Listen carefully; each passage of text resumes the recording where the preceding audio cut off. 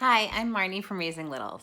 I'm a social worker, certified gentle sleep coach, certified lactation counselor, and child developmental specialist. I've been working with families for over 20 years and I love what I do. Tonight I'm going to talk to you about the 5 things that might have kept your child from sleeping last night. And the first thing is too late a bedtime.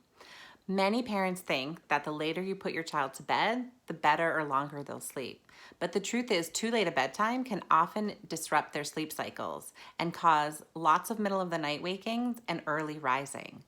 What you want to try to do is really look for the wakeful window after dinner and see what your child's sleepy cues are.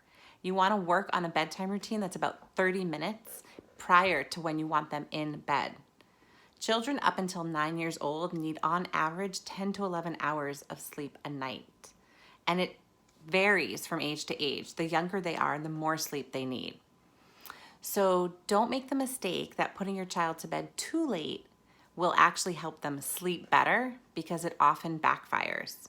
You want to play around with the bedtime and really try to find the time that helps them to maximize the most sleep.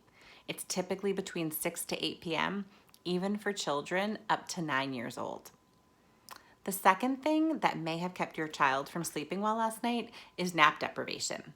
So nap deprivation can be too few naps, no naps, or lots of little short naps. But overall, the effect is that they're just not getting enough daytime sleep, and daytime sleep affects nighttime sleep, which affects daytime sleep. On average, most children need about 2 to 3 hours of sleep until about 4.5 years old. So I always recommend for parents to keep naps for as long as possible. It's totally okay up until 10 months for your child to take 3 naps, and from 10 to 18 months for your child to take 2 naps. Even until 2 years old, that's okay. On average, from 18 months till about 5 years old for some kids, they can be taking 1 nap.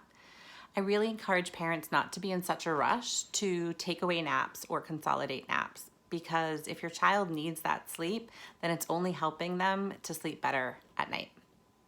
The third thing that may have kept your child from sleeping well last night is going into their crib or bed too sleepy. So this is really, really hard for parents to figure out. But what I always tell parents is that you want to get your child calm but alert when they go into their crib or into their bed. And that means that they're alert and know that they're going to bed. They're being placed into their crib or bed awake. So what that means is that you want to try to break the association between snuggling and feeding to sleep. It doesn't mean you have to take those out of the routine. It just means that you might need to have a break in between the things that they normally associate with sleep. And for older children, this means that you can't lay in bed with them until they fall asleep, if that is what they need to go back to sleep every time that they wake up. The fourth thing that may have kept your child from sleeping well last night is inconsistency in how you respond to them.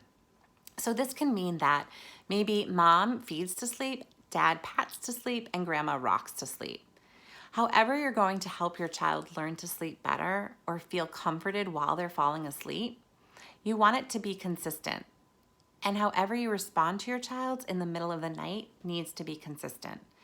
Because otherwise, it's really confusing for children and they don't understand what the expectation is. And if they're confused and they think one way is going to get a response and the other way is going to get a response, they'll just cry and be up until they get what they need. And for different people, that means different things.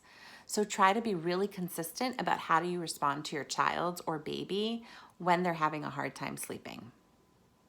The fifth thing is any underlying medical conditions or diagnoses that you might miss. And this is hard because as parents, we don't know what we don't know. But some things to look for any kind of underlying sleep thing might be breathing with their mouth when they're asleep instead of through their nose, restless sleeper, sweaty sleeper, history of ear infections. These are just some signs of things that might be an underlying sleep issue. So it's always important to talk to your pediatrician for outside referrals if you've tried so many different things and your children still are not sleeping well through the night, or when they do get up, they can't be put back to sleep easily. I'd love for you to follow me on Facebook and Instagram at Raising Littles KC. Today for my giveaway, I'm going to be giving away a 1.5 hour coaching session for parents on gentle sleep approach for 0 to 6-year-olds. I'd love to hear from you. You can find me at www.raisinglittles.org. Thanks.